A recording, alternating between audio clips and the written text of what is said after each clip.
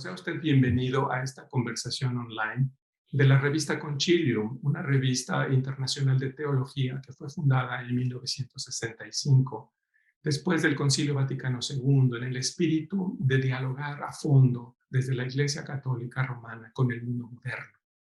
Teólogos de aquella época fundaron esta revista para mantener una escucha atenta de los signos de los tiempos, como lo pedía el Concilio Vaticano II, y poner el pensamiento teológico en diálogo. Ahora estamos entrando en esta era digital en una nueva versión, no solo impresa, sino también con conversaciones online, tanto en textos como en grabaciones. Y usted es uno de nuestros primeros invitados para poder iniciar estas conversaciones, porque el número que queremos hoy plantear en esta conversación en línea es sobre el COVID-19, la crisis de la pandemia y lo que ella nos revela. Nos ha parecido sumamente importante por su trayectoria como científico, no solo mexicano, sino con una red internacional de colegas con quienes usted debate a fondo las teorías científicas, la historia de la ciencia, la historia también del pensamiento crítico, del pensamiento complejo. Iremos viendo estos diferentes elementos que forman parte de su propia reflexión y propuesta. Nos ha parecido que su contribución es absolutamente importante para entender lo que está sucediendo. La pandemia es solo un síntoma de un malestar mucho más profundo. Entonces, en un primer segmento quisiéramos preguntarle a usted sobre cómo visualiza, cómo analiza y conceptualiza usted la crisis civilizatoria que estamos viviendo. Algunos la llaman crisis del antropoceno, otros del capitaloceno. Usted tiene su propia manera de enfocar y de analizar esta crisis civilizatoria.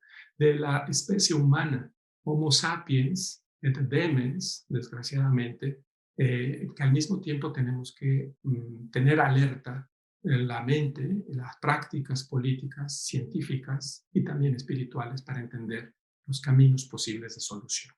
Entonces, si usted nos quiere comenzar hablando sobre la crisis civilizatoria en curso. Sí, con mucho gusto. Muchas gracias de nuevo por la invitación a esta entrevista. Y bueno, yo comenzaría diciendo, un poco platicando, digamos, pues la propia evolución de mis reflexiones. De una u otra forma, conforme ha ido pasando el tiempo y los aprendizajes, eh, digamos que estoy convencido que la manera más adecuada y correcta de enfocar la situación actual es desde lo que podemos llamar una mirada de especie. Necesitamos mirar desde la humanidad misma, desde la especie humana. Y esto es lo que me ha llevado digamos, a visualizar el momento actual, pero sin perder de vista que lo que está en juego es ya hoy en día, es incluso la existencia misma de la especie humana. Para empezar, necesitamos, por lo tanto, entender que tenemos que aceptar que la historia nuestra es una historia de 300,000 años, que va mucho más allá de la mirada de los historiadores, como se acostumbra, y que para poder entender lo que está sucediendo hoy en el siglo XXI, necesitamos tener claro toda la trayectoria de la evolución humana, ¿no? Esto, por decir algo muy sencillo, no se puede entender, por ejemplo, la salud del cuerpo humano si no es desde lo que se llama una medicina evolutiva, porque nuestro cuerpo, nuestra fisiología, nuestra anatomía está hecha fundamentalmente para caminar, por ejemplo, algo que se ha perdido totalmente en el mundo moderno, ¿no? Buena parte de las enfermedades provienen del carácter sedentario y incluso hoy en día con unas deformaciones tremendas con el tema de, por un lado, de la desnutrición en millones y millones de seres humanos y por el otro lado, el sobrepeso y la situación patológica de la obesidad. Entonces, una mirada de especie implica también comenzar a ver los fenómenos enmarcados en lo que va a suceder con lo que sucede hoy con los más de 7.000 millones de seres humanos que hoy poblamos el planeta y con los 9.000 millones que va a haber dentro de 30 años en el 2050. Todo esto además también para visualizar los impactos que la propia especie tiene ya sobre el entorno planetario, sobre el equilibrio del ecosistema global y cómo esto crea un efecto de boomerang en la que los impactos sobre los ciclos globales, que es lo que se llama hoy el antropoceno, porque ya nos hemos constituido la especie humana como una nueva fuerza geológica que afecta todo y principalmente el tema del clima, pues ese efecto de retorno es el que también nos permite explicar la crisis actual. En sus diversas publicaciones, doctor Toledo, Sí, tanto científicas como en medios de comunicación, porque además de ser un científico prolífico, está usted presente en debates en medios de comunicación, eh, señala que en los últimos 300 años es que la humanidad ha entrado en un movimiento de aceleración, en cierto modo, de sí, esta actividad depredadora que sí. sería la civilización moderna, tecnocientífica, y que es ni siquiera el 1%, digamos, de la historia de lo que sería la especie humana. Por eso la importancia de volver a pensar como especie, ¿cierto? Exacto, sí, no, incluso es menos del 1% de la historia de nuestra especie, es la que ha provocado lo que hoy vivimos. También es muy importante tener claro que estamos viviendo una época sin precedente en la historia. No hay, si uno revisa la historia humana, no hay ninguna época como esta, digamos, ¿no? Y efectivamente se dio un proceso de aceleramiento impresionante. Incluso está muy bien marcado. Aunque digamos esto comienza con el inicio de todo el proceso del desarrollo de la civilización industrial, en realidad cuando más se da este aceleramiento en todo es justamente en la posguerra.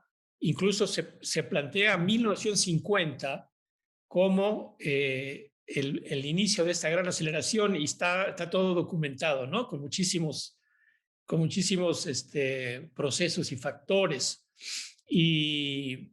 Y por eso también es importante plantear al 2050, un siglo después. En este siglo va a ser un siglo crucial, digamos, ¿no?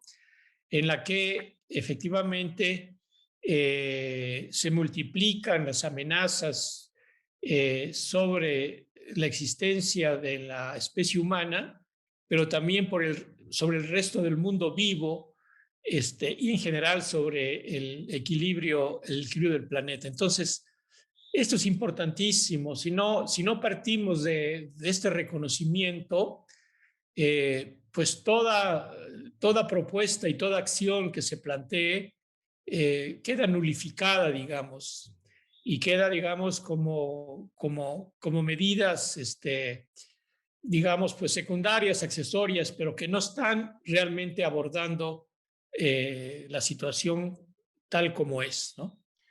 Y en su análisis fascinante, doctor Toledo, sobre esta crisis civilizatoria y la necesidad de volver a pensar como especie, también usted señala en sus publicaciones que en estos últimos 300 años, o quizá más en el último siglo, el papel del capitalismo industrial ha sido determinante para promover, digamos, este crecimiento caótico y depredador. ¿Cuál sería su reflexión en torno a esta relación entre crisis, antropoceno y que algunos llaman capitaloceno? Sí, bueno, sí, efectivamente, digamos, el mundo moderno digamos, está marcado por cuatro o cinco rasgos así muy notables, ¿no? Bueno, primero es una civilización industrial, es una civilización basada en ciencia y tecnología y en lo que se llama la tecnociencia, es decir, es el uso de la ciencia y la técnica al servicio de la industrialización, pero también el tercer elemento es que estamos viviendo bajo un régimen económico capitalista, lo cual también marca, digamos, sería el tercer elemento, marca los caminos de la industrialización y también las formas que toma el desarrollo científico y tecnológico. En ese sentido, es una civilización donde está marcada por la voracidad, por la acumulación de riqueza, acumulación, centralización, concentración de riqueza. El cuarto elemento es que es una civilización patriarcal, donde también, digamos, se ha marcado muy claramente el dominio de lo masculino sobre el elemento femenino. Y el quinto elemento es una civilización antiecológica, porque también se caracteriza por el dominio de los procesos naturales. Como nunca antes, la naturaleza se ha vuelto una esclava del ser humano y, por lo tanto, otro rasgo del mundo moderno es la explotación de la naturaleza por parte de la sociedad, ¿no? Estos son, digamos, los cinco rasgos. Ya como un elemento también que marca el mundo moderno es el uso de los combustibles fósiles, que se empezó con el carbón mineral, siguió con el petróleo, con el gas, finalmente con el uranio para la producción de energía a partir de la industria nuclear. Y estos rasgos, de hecho son 6 rasgos los que he señalado, son los que están hoy en día en juego y los que están también hoy en día en crisis, digamos, ¿no? Eso sería, digamos, un planteamiento y por lo tanto, efectivamente, podemos hablar más que de un antropoceno, una fase antropocénica, de una fase capitalocénica, o sea, porque el capitalismo está marcando prácticamente todo y entonces, digamos, de aquí se genera una doble explotación por parte de una minoría de minorías y está demostrado con datos duros, ¿no? Por un lado, la explotación del trabajo humano, porque finalmente, no más allá de menos del 1%, poseen el 45% de la riqueza de todo el planeta. Y por otro lado, la explotación del trabajo de la naturaleza que se expresa justamente en la llamada crisis ecológica, ¿no?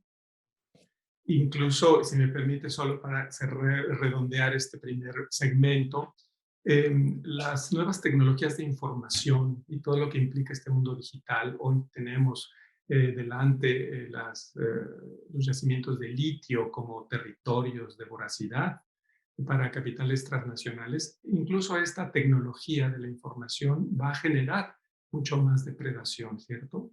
Y en ese sentido es una nueva expresión, tal vez, no sé cuál es su opinión, de este capitaloceno. Sí, bueno, es que estamos también viviendo el pináculo de la concentración de riqueza. Como nunca antes se ha monopolizado prácticamente todas las ramas de la producción económica y de los servicios.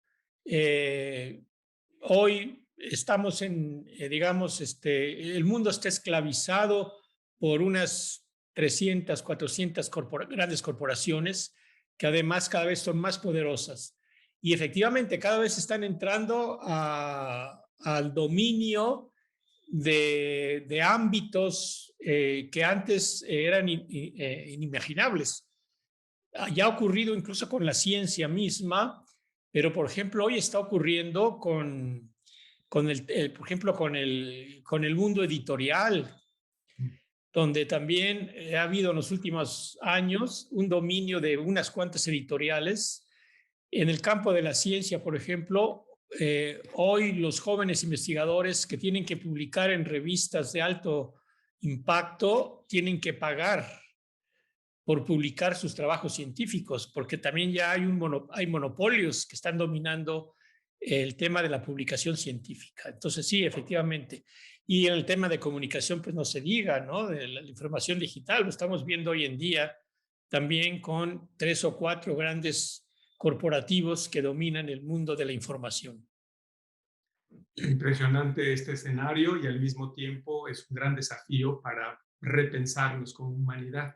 Y quizá en esta perspectiva pasemos al segundo segmento, que tiene que ver con su propia propuesta, cómo salir de esta vorágine de depredación que no solo es el futuro, sino que ya nos ha alcanzado. Usted ha puesto en su artículo reciente, en el mes de octubre del 2021, en la jornada, el 2050 es como una fecha límite, simbólicamente, pero también históricamente.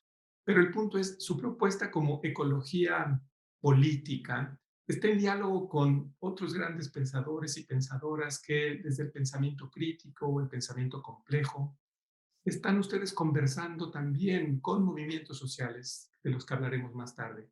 Pero, ¿cómo salir de este momento de entrampamiento que está viviendo la humanidad, este colapso civilizatorio? ¿Nos puede comentar las líneas básicas de su ecología política, doctor Toledo? Sí, sí, en los últimos, bueno, miren, ya desde hace medio siglo, digamos, los grandes pensadores, digamos, los más profundos y radicales, y estoy pensando en Erich Fromm, estoy pensando en Arthur Koestler, estoy pensando en Iván Illich, en Edgar Morin, ya planteaban lo que estamos viviendo hoy en día. Ellos se nos adelantaron y fueron, digamos, vaticinaron muchas veces a partir de la intuición lo que ya estamos viviendo 50, 60 años después. Eh, y en ese transcurrir han aparecido muchas nuevas corrientes dentro del conocimiento para no solamente efectivamente hacer el análisis, sino buscar las soluciones a la crisis de la civilización. Que por cierto nos costó trabajo. Yo estoy manejando lo de la crisis de civilización desde los 90 y con otros colegas y que se nos tachaba de algo extraño, muy extraño, y hoy en día ya está adoptado el tema de que estamos viviendo no una crisis económica o tecnológica o ecológica, etcétera, sino estamos viviendo una crisis de nuevo cuño, en una dimensión muchísimo mayor, que es una crisis civilizatoria. Y efectivamente allí pues han surgido muchas corrientes. Finalmente, por varias razones también, yo he trabajado con la idea de que, digamos, la corriente que me acoge es la ecología política, y la defino como una combinación de pensamiento complejo con pensamiento crítico. A ver, el pensamiento complejo, digamos, que surge mucho más recientemente dentro de la ciencia como un intento para superar el carácter parcelario, fragmentado del conocimiento científico, porque efectivamente la ciencia ha habido una explosión del conocimiento, digamos, a partir del siglo XIX y principios del siglo XX, pero vivimos una época en la que el conocimiento científico está sobreespecializado, fragmentado, aislado, digamos, dándonos una visión parcelada. El pensamiento complejo busca superar esto y de ahí surge todos los enfoques interdisciplinarios, multidisciplinarios, como quiera llamarle, o los enfoques holísticos, integradores. Ese es pensamiento complejo. Y por otro lado, el pensamiento crítico pues viene desde las propuestas emancipadoras del siglo XIX, fundamentalmente con el marxismo, con el pensamiento de Marx, etcétera, y que busca que el conocimiento no solamente nos ilustre, sino que nos libere, que sea un pensamiento emancipador de la situación humana. Entonces, no todo el pensamiento crítico es también un pensamiento complejo y no todo el pensamiento complejo es también un pensamiento crítico. Y por eso en ese intento de construir una ecología política en la que confluyan estos dos corrientes fundamentales. Pero también con el tema de que la ecología política no solamente es pensamiento o combinación o mezcla de pensamientos, es también acción, fundamentalmente es acción. Y también el reconocimiento de que la acción va en una visión transescalar desde lo que yo hago como individuo, mi acción individual, incluso como individuo, mi acción como parte de la familia, de una familia, de una unidad doméstica, y cómo va escalando hasta llegar a una dimensión global. Por lo tanto, la ecología política impulsa la acción en todas las escalas, digamos, ¿no? Hay que estar creando hogares ecológicamente adecuados, hay que estar haciendo salud, creando salud a nivel de mi cuerpo, de mi mente y de mi espíritu, y al mismo tiempo hay que estar participando en las luchas, digamos, por liberar al mundo de esta doble explotación. Entonces, por ahí va la idea de ecología política, ¿no? Y en esta ecología política hay un papel relevante en el análisis que usted nos ofrece de, por supuesto, la comunidad académica, pero también otros sectores, por ejemplo, los movimientos sociales. Me gustaría que pudiéramos conversar un poco sobre ello. Los movimientos sociales, por ejemplo, el Papa Francisco los ha reconocido como poetas sociales y él habla con ellos directamente, hizo un encuentro en Bolivia, otro en Roma, porque entiende que ellos que están en las fronteras de la civilización industrial y que están padeciendo los estragos de esta depredación, tienen una potencia de organización distinta que puede ayudarnos a entender lo que está sucediendo. Entonces, el papel de los movimientos sociales también en su pensamiento, doctor Toledo, es importante. ¿Nos podría Sí, comentar por qué, cuáles son sus experiencias que le han ayudado a comprender esta crucial importancia? sí. A ver, allí sí necesitamos efectivamente hacer una diferencia entre los movimientos sociales y los movimientos políticos. Claro. Es importantísimo porque, a ver, bueno, yo lo he planteado como un juego permanente entre el poder político, el poder económico y el poder social, y que finalmente, digamos, la crisis de civilización difícilmente se ve que lo estén resolviendo el poder económico, y aquí me refiero pues, a las empresas, a los mercados, a los corporativos, y del poder político, que aquí me refiero justamente a los gobiernos y a los partidos. Difícilmente estos dos poderes están reconociendo y enfrentando en toda su profundidad la crisis de civilización.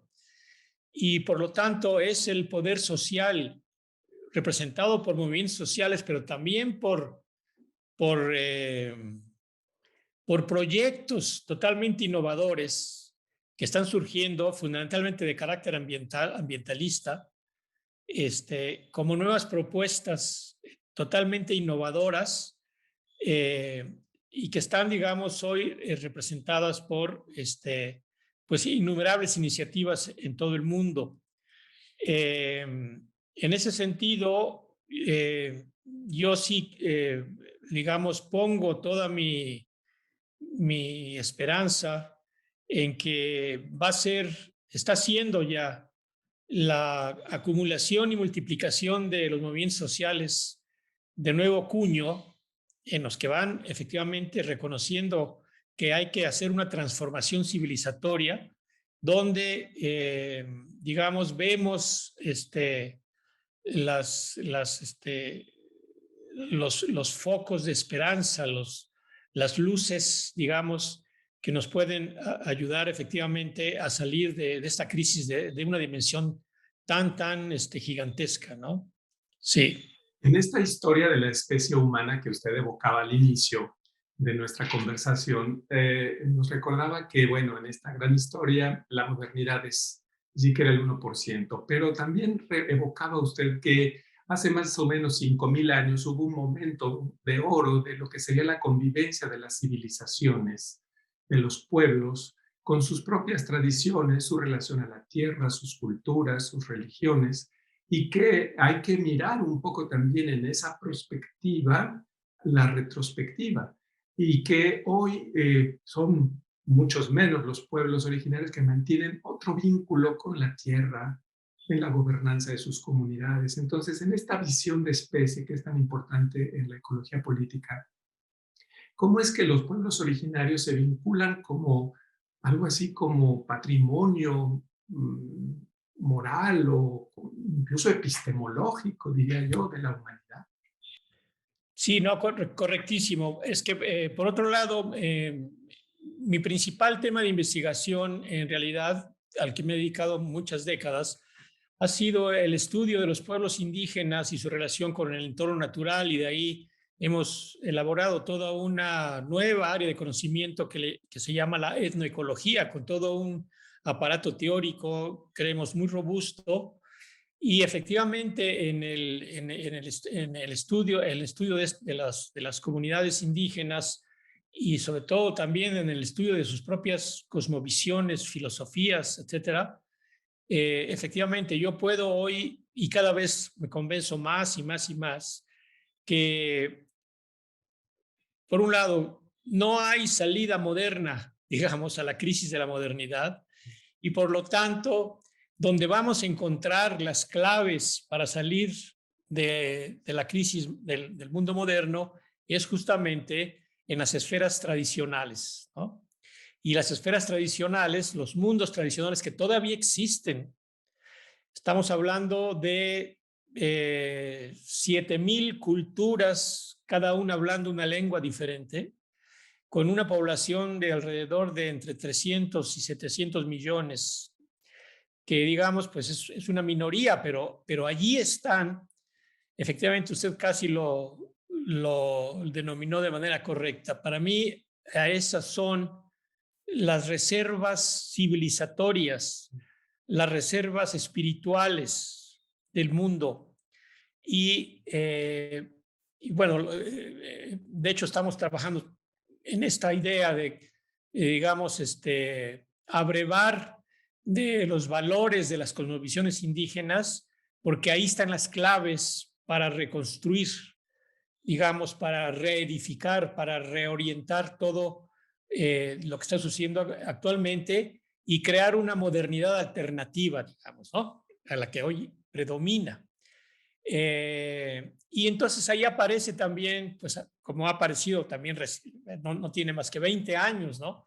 La reaparición del concepto del buen vivir, que es prácticamente, que comenzó, digamos, en la zona de los Andes, en Bolivia y en Ecuador, y que fue integrada a las constituciones de ambos países.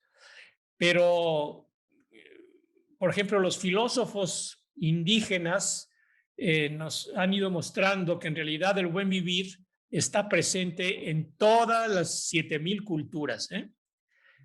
Entre más se investiga y más se escarba, están saliendo con términos en lenguas diferentes la idea del buen vivir.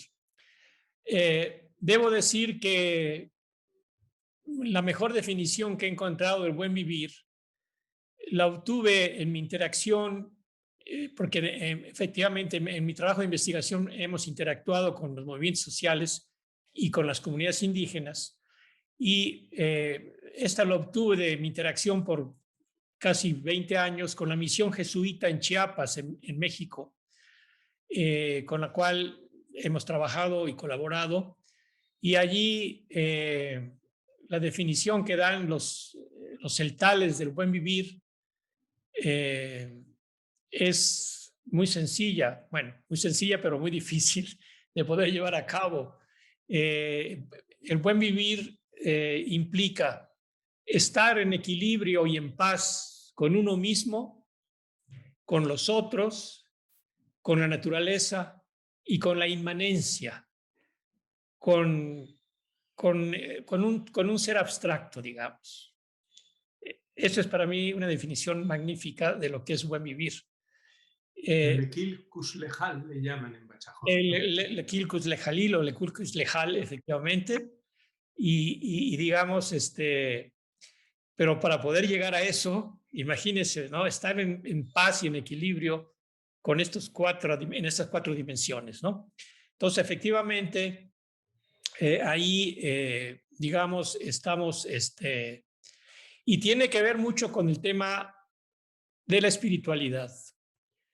Y no sé si ya podemos entrar Por a... supuesto, doctor Toledo, porque es finalmente también uno de nuestros ángulos privilegiados en esta revista de teología Concilium, cómo se insertan las espiritualidades de los pueblos, pues como esta reserva civilizatoria en sus propias palabras, y cómo es que estas espiritualidades, que es distinto de las religiones que tienen ya sus estructuras, sus ritos, sus códigos, cómo esas espiritualidades son realmente fuente. Algunos, por ejemplo, Raúl Fornet de Tancourt, este filósofo de la interculturalidad, llama verdaderas epistemologías también las espiritualidades. ¿Cuál es su experiencia sobre esta Sí, potencia? bueno, mira, ahí tengo que comenzar diciendo que quedé profundamente impresionado cuando apareció y leí la encíclica del Papa, la encíclica ecológica, Sí, y de Laudato hecho, Si. la, la, la, Laudato Si es la frase de San Francisco. efectivamente, porque debo decirle que para mí es un verdadero tratado de ecología política. Quedé impresionado. Yo publiqué en la revista de la Universidad Iberoamericana un artículo, creo, y publiqué en su momento mi visión de la encíclica Laudato Si. eh, bueno, creo que ha tenido, es importantísima, me parece que es un salto impresionante. Y también no he podido leer la siguiente encíclica, pero Fratelli Tutti, sobre la amistad social, sí. exactamente. Entonces, pero interesante cómo ahí las dos encíclicas, cada una, la primera encíclica entra a, digamos, abordar el tema de la explotación de la naturaleza, que lo vemos desde la ecología política, y esta segunda encíclica entra con el tema de la explotación social. Entonces, me parece avanzadísimo, es parte de un pensamiento muy avanzado. Eh, hemos digamos, visto cómo ha comenzado a permear, lamentablemente ha sido lento, digamos, la bajada de estas dos encíclicas a la práctica, en este caso de la comunidad católica, pero se va avanzando, en México se va avanzando. Y también creo que en América Latina. Entonces es Sí, en importante. Amazonía, por ejemplo, ahora hay un proceso muy importante Sí, de exactamente. empoderamiento de las comunidades de los pueblos amazónicos, más allá de las divisiones nacionales entre los países. Se ha creado una estructura panamazónica a nivel pastoral para promover la resistencia de los pueblos amazónicos. Sí, estuve viendo todo eso, es impresionante. Y efectivamente allí está, digamos, entre las cosas que la modernidad perdió, o digamos que se perdieron en la modernidad, pues fue, por ejemplo, la presencia de la naturaleza, que hoy, digamos, la naturaleza retorna otra vez como una entidad presente, pero el otro tema que efectivamente el mundo moderno perdió es el tema espiritual. Aquí efectivamente necesitamos hacer la distinción entre lo religioso y lo espiritual. Yo creo que la religiosidad es parte de la espiritualidad y no al revés. Y hoy en día hay un retorno a todo el tema espiritual, ¿no? Independientemente de cómo cada individuo, incluso cada colectivo, cada comunidad interprete el tema de lo espiritual. Pero básicamente la espiritualidad significa el reconocimiento de la existencia de fuerzas que están por encima de nosotros, y eso ya implica un acto de humildad. En un mundo, el mundo moderno, que está caracterizado por la soberbia. ¿Por qué? Porque toda la ideología que impulsa el capitalismo es el del individualismo y el del triunfo sobre el otro, el de la competencia, y eso implica soberbia, implica coerción, implica poder. En cambio, desde la perspectiva espiritual, digamos, aparece el reconocimiento de que existen fuerzas, llamémosla como quieran, cada quien lo va a interpretar de manera diferente. Existen fuerzas de carácter cósmico, de carácter, no sé cómo llamarle, que nos hacen ser humildes y que nos reconocen y que también en la humildad nos hace aceptar la existencia de los equívocos, de las equivocaciones, lo que en la religión católica se llama el pecado. Pero es que no se puede vivir sin pecar. Y entonces aquí entra toda esta, me parece que es, yo entendí ya finalmente, digamos, esta gran enseñanza de la doctrina católica o cristiana, en la cual tiene que existir la capacidad de perdonar y de ser perdonados para que en el proceso de pecado y perdón vayamos mejorando. Pero esto no existe en el mundo moderno ya, esto desapareció. Hay normalmente actos de soberbia y soberbia y soberbia, ¿no? Entonces, allí es donde entra el tema de la espiritualidad y también donde se relaciona pues con la crisis propia en una dimensión mucho más profunda con la crisis de la civilización que está, digamos, ligado con el tema de la teología y de la espiritualidad, ¿no? Sin duda, doctor Toledo, que las espiritualidades pueden ser vías de acuerpamientos nuevos, ¿verdad? Como personas, Sí. como comunidades, y desde allí enfrentar una crisis que en la pandemia se ha mostrado todavía más cruenta, pero que tiene muchas otras expresiones. Yo creo que la pandemia ha sido durísima en muchos sentidos, pero también nos ha sacudido. Y lo que hemos visto entre nuestros familiares, amigos, colegas, entre las familias, es que ha habido un proceso de reflexión también profundo, ¿eh? Pero efectivamente los nuevos militantes para cambiar la civilización tienen que ser seres espirituales. Son seres espirituales que, insisto, llevan como su principal baluarte la humildad. Es importantísimo esto. Y digamos, es lo que yo he llamado los civilicionarios. En un libro que le voy a hacer llegar, quizás si no lo conoce, con mucho gusto le voy Con a gusto, enviar doctor. una copia de mi libro. Los civilicionarios. Sí, este término equivale es una mezcla el revolucionario de las civilizaciones, digamos. Ese es un civilicionario. Sí.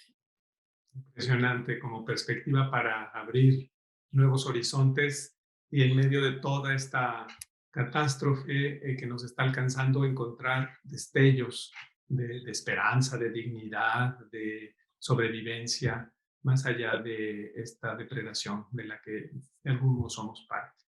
Así es. Doctor Toledo, le agradezco mucho su generosidad en esta conversación. Eh, para todos los oyentes a través de los medios digitales de esta entrevista de la revista Concilium, publicada en 6 idiomas desde hace ya 60 años, pues lo que queremos es eso, tejer redes, escucharnos mutuamente desde diversas disciplinas, las ciencias exactas, empíricas, las humanidades, donde la teología tiene también una voz que poder afirmar y también mucho que aprender. Entonces, es para nosotros un honor contar con su participación y ya le estaremos informando sobre las conversaciones que se susciten a partir de esta entrevista. Muchas gracias. Importantísimo el diálogo es fundamental, porque digamos, lamentablemente hay una, digamos, lo que domina es el monólogo, ¿no? Y la falta de capacidad para dialogar con lo otro y con lo distinto. Sí.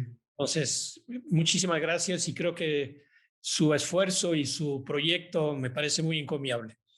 Gracias, doctor Toledo, y confiamos también en que las comunidades a quienes queremos dirigir estas entrevistas, estas otras maneras de conversar, están insertas en diferentes contextos, en Filipinas, en América Latina, en sociedades y situaciones de resistencia, que estas ideas tan ricas, tan profundas y tan retadoras puedan ser alimento también para estas comunidades.